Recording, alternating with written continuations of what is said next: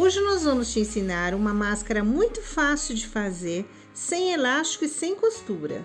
E você pode reaproveitar camiseta velha ou lençol de malha. Eu usei um pedaço de papel no tamanho 16,5 por 15 centímetros, que vai dar certinho o tamanho para o Marcelo. Para mim tem que ser pelo menos 1,5 centímetro mais curto, mas aí é fácil de ajustar.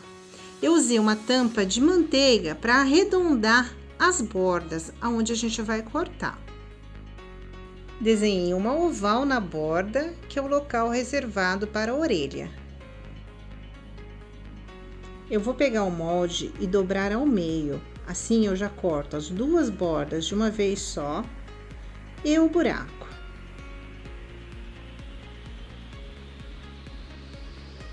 Tem que ser um tecido que estique. Eu estou usando um lençol de malha velho. Poderia ser uma camiseta ou outro tecido com um pouquinho de elasticidade.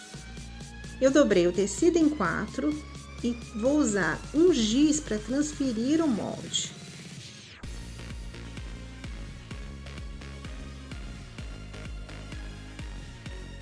Daí é só recortar.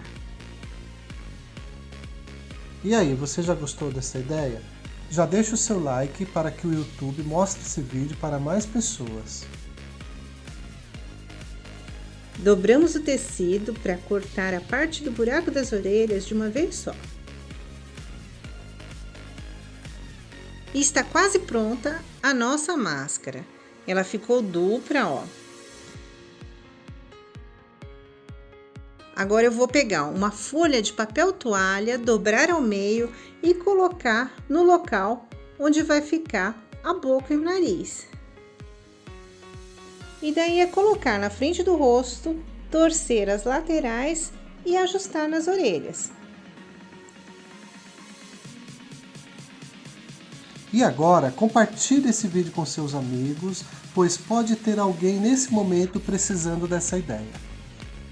Obrigada por ter assistido e até o próximo vídeo.